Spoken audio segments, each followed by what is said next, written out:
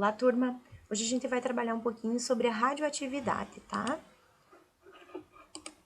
Então, após a descoberta do elétron, no final do século XIX, houve também a descoberta do raio-x, uma verdadeira revolução no meio científico, né?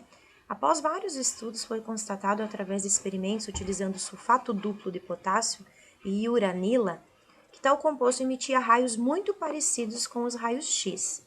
Além disso, observou-se que quando uma amostra desse material ficou guardada dentro de uma gaveta no seu laboratório, as emissões continuaram, né? Então, esse cientista aqui, francês, Antoine-Henri Becquerel, ele foi muito importante aqui na descoberta, então, desse raio-x. E ele, então, observou que alguma coisa acontecia com esse raio-x quando ele ficava guardado, né? E, então, isso despertou a curiosidade dele e ajudou, então, com que outros cientistas pudessem, então, aproveitar disso e estudar melhor, então, o que estava acontecendo nessa reação aí, né? Então, esse fato é muito interessante, pois mesmo sem ter seus elétrons excitados dentro da gaveta, não houve aquecimento nem exposição à luz. Então, a amostra era capaz de emitir raios, não se sabia o porquê. A conclusão imediata foi a de que não se tratava de um fenômeno da eletrosfera, né? Porque quando os elétrons se movimentam, são excitados, eles têm, nós sabemos que eles se movimentam na eletrosfera, né? Mas então chegou à conclusão de que não era na eletrosfera, e sim no núcleo do átomo, né? Lá dentro do núcleo, lá onde ficam os prótons e os nêutrons, sabe? Então, as conclusões daquele cientista lá, o Becquerel, interessaram muito a um casal de cientistas que trabalhava no mesmo laboratório francês, a Marie Curie e o Pierre Curie. Esse casal ele fez uma série de experimentos com diversos compostos e percebeu a presença de urânio em todas as substâncias capazes de emitir raios sem prévia excitação. Esses dois aqui, eles eram casados, eles eram cientistas também muito renomeados que se consagraram na história na descoberta sobre a radioatividade, tá? Então, esse casal, eles fizeram uma série de experimentos com diversos compostos e perceberam a presença de urânio em todas as substâncias, né? Pode-se, então, concluir que o elemento urânio era responsável por essas emissões desconhecidas. Ao novo fenômeno foi proposto, então, o nome de radioatividade. Então, baseado, então, nessas avaliações aqui nos experimentos deles, então, chegaram, então, a esse nome de radioatividade, tá? Então, o que seria a radioatividade, né? Então, a radioatividade é um fenômeno nuclear. Por que nuclear? Por que a gente diz bomba nuclear? Porque ela ocorre reações dentro do núcleo do átomo, tá? Por isso que a gente chama nuclear, dentro do átomo, no núcleo do átomo. Por isso é necessário entender perfeitamente as características do núcleo para então compreender as emissões radiativas que são dadas por ele, né? Então, o núcleo, ele constitui-se basicamente por prótons e nêutrons, né? É uma região extremamente pequena e concentra praticamente toda a massa do átomo. Então, ó, nós temos aqui o núcleo. Lembra do átomo? Aqui nós estamos olhando apenas para o núcleo dele, onde nós temos os prótons e os nêutrons, né? Mas então, o que é a radioatividade? Então, a radioatividade ela pode ser definida como um fenômeno no qual núcleos instáveis emitem partículas e ou energia em busca de estabilidade. Então, essa energia ela é transmitida para que haja estabilidade do núcleo. Então, imagine ali raios diferentes, né? Partículas de energia diferentes, então elas querem ficar estáveis, né? Ficarem numa estabilidade, né? Então, existem basicamente 3 motivos que levam eles entrarem nessa estabilidade nuclear. Então, deficiência, essa instabilidade, né? Então, ele precisa de estabilidade porque ele tem uma instabilidade. Por que ele tem essa instabilidade, né?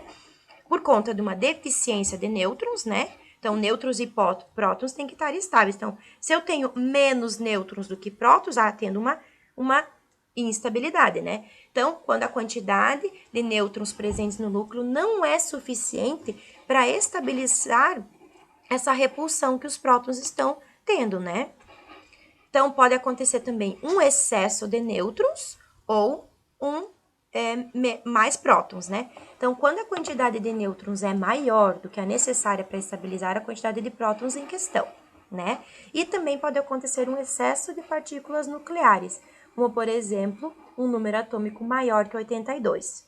Então, quando há ocorrência de muitos prótons e nêutrons dentro do núcleo, então a quantidade é muita, ela está, digamos assim, estourando a quantidade que o núcleo suporta. Então, a estabilidade se torna inerente devido às restrições espaciais, ou seja, restrições de espaço. Não é possível deixar tantas partículas ali se não tem espaço para isso, né? Então, os elementos com números atômicos elevados são, na sua maioria, radioativos. Então, só para a gente entender aqui, o que foi tudo isso que eu falei? O que vai caracterizar, então, um elemento radioativo, né? Por que ele é radioativo? Porque, então, a quantidade de nêutrons e prótons que tem dentro do núcleo não está estável. Então, por algum motivo, desses que eu acabei de falar, excesso de nêutrons, excesso de prótons ou excesso de partículas nucleares, que é o número de prótons maior que 82, causa, então, essa instabilidade e faz com que essas partículas dentro do núcleo queiram sair, explodir, irradiar. Então, isso que vai causar, então, essa irradiação do núcleo, né? Dos raios nucleares que a gente diz. Então, isso que vai fazer. Então, vocês podem observar lá na tabela periódica que todas as partículas nucleares com número atômico maior que 82 são radioativos. Por quê? Porque quando nós temos um número atômico maior que 82, por exemplo, aqui o polônio tem 84, o rádio tem 88, eles são considerados radioativos. Por quê? Porque a quantidade de prótons e nêutrons que estão dentro do núcleo deles é demais. Ela está explodindo, então ele se torna radioativo, né? Esses raios tendem a sair, porque eles não têm lugar suficiente ali dentro, né? Então, esses raios vão sair e por isso que eles causam problemas, porque eles precisam estar dentro do núcleo. Eles não podem sair dentro do núcleo. Então, natureza das emissões radioativas. Então, nós temos as emissões alfa, que são partículas positivas constituídas por 2 prótons e 2 nêutrons, e são emitidas por núcleos com excesso de partículas nucleares. Então, as emissões alfa são aquelas emissões que são feitas por núcleos que tenham número atômico maior que 82. Então, todos os que tiverem número atômico maior que 82 emitem então, emissões alfa, tá? Então, ele possui alto poder ionizante e baixo poder de penetração. Então, ele se encaixa na primeira lei da radioatividade. Nós temos leis para radioatividade. Então, as emissões alfa, elas se encaixam na primeira lei. Quando um átomo emite uma partícula alfa, seu número atômico diminui 2 unidades e seu número de massa decresce 4. Então, o que acontece? Se ele está sendo emitido essa emissão alfa, por que ele se torna radioativo? Porque ele vai diminuir 2 unidades do seu número atômico e o seu número de massa vai decrescer 4 unidades. Tem também as emissões beta, que são partículas negativas equivalentes a um elétron. Tem a massa desprezível. São emitidas por núcleos que apresentam excesso de nêutrons. Então, quando tiver lá o excesso de nêutrons que eu falei para vocês antes, eles vão emitir essas emissões beta, né? O elétron, então, formado dentro do núcleo é emitido denominado de partícula beta. Poder ionizante intermediário e poder de penetração também intermediário. Se encaixa na segunda lei da radioatividade. Quando um átomo emite uma partícula beta, seu número atômico aumenta 1 unidade e o seu número de massa permanece inalterado. E também nós temos as emissões gama, que são ondas eletromagnéticas de alta frequência, ou seja, carregam apenas energia e não massa, baixo poder ionizante e alto poder de penetração. Após essas emissões alfa e beta, os núcleos ainda ficam com um pequeno excesso de energia, o qual é emitido na forma de ondas eletromagnéticas denominadas emissões gama, né? Então, como se fosse aqui uma complementação do que sobra das emissões beta e alfa, né? Transformando, então, em emissões gama, tá? Então, continuando, né, pessoal, aqui. Então, existem 3 tipos de emissões que possuem capacidade de penetração e de ionização diferentes. Então, o que significa, né, essas emissões alfa, beta e gama, né? Eu não entendi nada, professora. Então, de maneira simplificada, a capacidade que eles têm de penetrar em diferentes objetos, né, diferentes materiais. Então, por exemplo, a alfa, ela tem baixa penetração. Olha aqui, ela só consegue penetrar no papel, suas ondas são baixas, né? A beta, ela tem uma quantidade de penetração intermediária, né? Ela consegue penetrar o papel e alumínio. E as ondas gama, elas têm emissões com capacidade de penetração maiores, né? Que elas conseguem ultrapassar até chegar, por exemplo, ao chumbo, que é maior, mais espesso e com quantidade de material aqui importante para que então haja essa penetração aqui das emissões gama, né? Então, nós temos também, pessoal, famílias radioativas, né? O que são isso, né? Não na natureza, os elementos radioativos, todos aqueles que eu expliquei para vocês ali, os que têm número atômico maior que 82, os que possuem aquela diferença de número de prótons e nêutrons para que o núcleo se torne estável, então ele é instável. Então, esses elementos que são radioativos, eles liberam uma série de emissões até se formarem um elemento com núcleo estável. Então, por que eles emitem esses raios, né? Por que eles se tornam radioativos? Porque eles querem liberar essa quantidade de raios do núcleo dele para se tornar estável.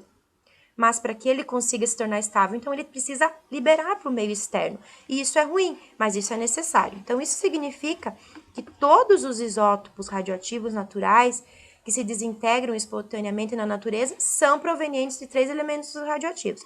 Então, baseado em estudos, os cientistas eles perceberam que existe uma série de famílias radioativas. Então, independente do elemento que está sendo trabalhado, ele vai se transformar dentro de uma família dessas. A série do urânio, a série do actínio ou a série do tório. Então, uma série radioativa é uma sequência de radioisótopos presentes na natureza que ocorrem espontaneamente por sucessivos decaimentos radioativos, até que o último elemento da série se torne estável. Então, ele vai se transformando até que ele se torne estável. Então, ele vai passando de um para o outro até que ele chegue, então, à sua estabilidade nuclear. Então, para as 3 famílias, o último elemento é o chumbo, na forma de diferentes isótopos. Então, olha só, nós temos aqui essas famílias radioativas do urânio, o elemento inicial aqui, elemento final aqui. Elemento inicial, intermediário, elemento final, tá? Já vou entender o que isso significa. Os elementos presentes nas séries naturais, eles são os isótopos de urânio, tório, rádio, protactínio, actínio, frâncio, radônio e polônio. Outros elementos que apresentam radioatividade, embora em mínima quantidade, na natureza são trítio, hidrogênio com massa 3 unidades, carbono 14 e potássio 40. Então, aqui só para vocês compreenderem aqui quais elementos que nós conhecemos ou que de repente a gente ainda nem conhece, né? Mas vocês podem procurar lá na tabela periódica, que são os elementos radioativos. Então, os elementos, vocês vão encontrar lá esses elementos, vocês vão ver que eles têm provavelmente um número atômico maior do que 82, ou se vocês forem estudar ele mais a fundo, vocês vão perceber que o número de prótons e nêutrons dele não é estável. Então, ele vai se tornar radioativo para buscar essa estabilidade. Então, essas séries de famílias, para a gente identificar, tem algumas regrinhas, né? Então, para determinar a série radioativa, deve-se dividir a massa do elemento por 4, tá? Essa aqui é uma regra. Sempre você vai dividir por 4, tá, pessoal? Nunca esqueçam. Já vou mostrar para vocês ali a continha. E observar o resto da operação. Então, você precisa fazer essa continha de divisão aqui. Então, dependendo do seu valor, será classificado como de uma família ou de outra. Então, vamos observar aqui. Então, aqui, pessoal, como exemplo, nós vamos utilizar, então, o elemento césio, né? Então, o elemento césio aqui, ele tem um número atômico de 137. Então, o que nós temos que fazer com ele? Nós vamos pegar, então, o número atômico 137, vamos dividir por 4, que lembra ali? Dividir por 4. Dentro da continha, então, 4 vezes 3, 12, sobra 1, né? Baixo 7, 17, 4 vezes 4, 16, sobra 1. Então, a sobra, o resto que está sendo dito aqui, ele vai se encaixar aqui, certo? Ele restou 1. Então, o césio, ele é da família do tório. Lembra que eu expliquei para vocês? Então, de todas as famílias radioativas, nós vamos pegar um elemento que você quer identificar de qual família que ele pertence. Então, você vai fazer essa continha, dividir o número atômico por 4. O número que restar é a família que ele encaixa, tá? Então, vocês vão ver lá no livro de vocês que aparece, né, pessoal, essas tabelinhas aqui tem uma sequência bem esquisita lá, mas é a forma com que eles chegaram até identificar na qual família ele pertencia, tá? Essa forma aqui é interessante para você saber a qual família que ele pertence, tá? Então, só com essa continha vocês conseguem descobrir. Por exemplo, aqui o urânio, número atômico 235, dividindo por 4, ele vai ter aqui uma sobra de 3 no final. Então, ele se encaixa aqui na família do actínio, porque ele teve um resto de 3, tá? Então, essa foi uma regrinha que conseguiram ali encontrar para distinguir, né, para diferenciar as famílias radioativas, tá? Vamos adiante. Contaminação radioativa versus irradiação. A contaminação ela é caracterizada pela presença indesejada de material radioativo, né? Então, se nós temos um material radioativo, nós temos uma possível contaminação, né? Por radioatividade. Enquanto que a irradiação, ela está associada à exposição a material radioativo, que pode ser, inclusive, à distância, né? Então, essa vocês podem já ouviram falar em contaminação radioativa, Chernobyl, enfim, que muitas pessoas foram contaminadas pela radiação daquela usina que explodiu, enfim. Então, ela pode ser feita à distância, né, essa exposição do material radioativo. A irradiação não contamina, mas a contaminação irradia, tá? Vocês já vão entender o que isso significa.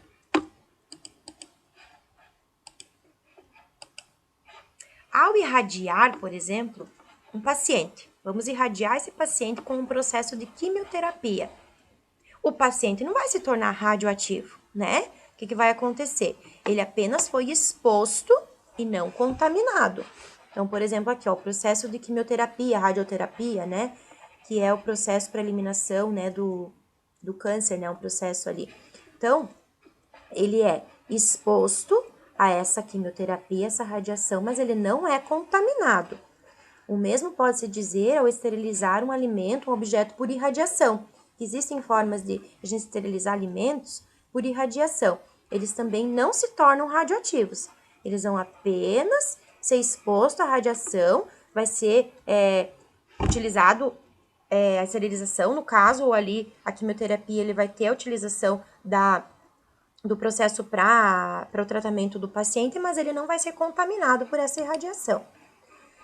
Então, pessoal, espero que vocês tenham entendido um pouquinho sobre radioatividade, enfim, leiam melhor ali no capítulo e eu vou passar uma atividade para vocês. Qualquer dúvida, vão me perguntando, porque é um assunto assim, não é tão longo e ele também não tem muito que a gente entender, mas espero que vocês tenham compreendido um pouquinho sobre essa parte que eu expliquei para vocês. Qualquer dúvida, podem me chamar que eu vou tirando as dúvidas, tá?